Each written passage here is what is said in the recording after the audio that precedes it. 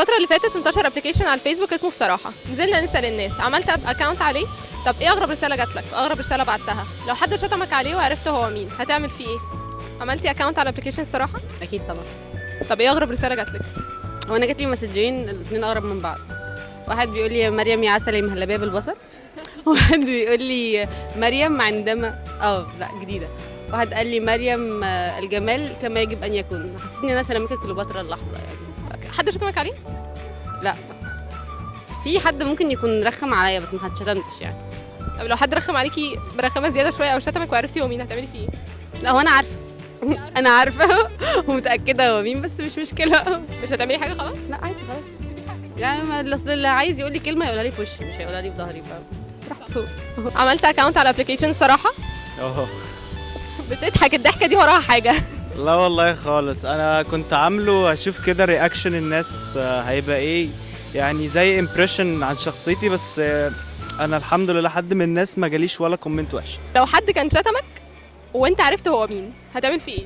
مش هعمل له حاجه خالص. عملتي اكونت على ابلكيشن الصراحة؟ طبعا. طب ايه اغرب رسالة جات لك؟ السلك لمس يا فول مدمس. طب انت بعتيش رسالة غريبة لحد؟ لا. عملت اكونت على ابلكيشن الصراحة؟ ايوه. ايوه، ايه الاجابة؟ ايه الرد الفورمال ده؟ ايه اغرب رسالة جات لك؟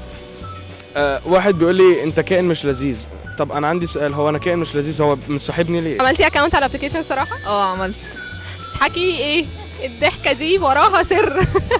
والله هو صاحبتي بس عملت فيا مقلب كده وقالت لي يعني انا بحبك وقعدت تقول باسم طبعا ولد ورومانسي قوي بقى وكده.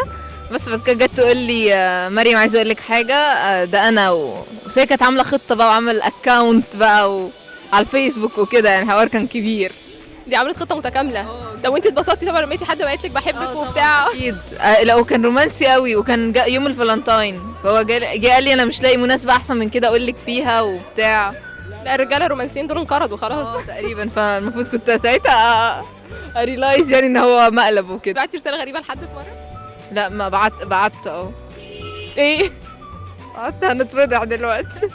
بعت لحد كان صديقي يعني وهو مش بيرد عليا، فقلت له يعني ان كل ده هيترد لك وانك مش بترد عليا واصبر بس طب انت لو حد شتمك جامد وانت عرفتي مين الشخصية دي هتعملي فيها ايه؟ هو ما عندوش الجرأة ان هو يجي يشتمني في وشي يشتم براحته. عملت اكونت على ابلكيشن الصراحة؟ لا لسه بصراحه. طب ليه ما عملتوش؟ حلو برضه. ايه نفسي اعمله بس لسه ما عنديش وقت ان انا اعمل سيرش عليه وبتاع اعرف ده ايه بالظبط. ما عندكش وقت للكلام الفاضي انت ده. لا انا فاضي بس يعني ما عملتوش لسه. عملتي اكونت على ابلكيشن الصراحة؟ عملت. طب ايه بعد اغرب رسالة جات لك كانت ايه مثلا؟ هي كلها كانت ايجابيات ما عدا رساله واحده مش فاهمه، حد قال لي بكرهك. لو عرفتي مين اللي قالك بكرهك هتعملي فيه ايه؟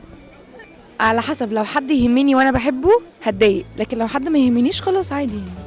عملت اكونت على ابلكيشن الصراحة؟ لا، طب ليه؟ عشان حاجه مش مفيده خالص انها تتعمل يعني الصراحه. ابلكيشن الصراحة؟ لا. طب ليه؟ كده يعني ما بحبش الغموض.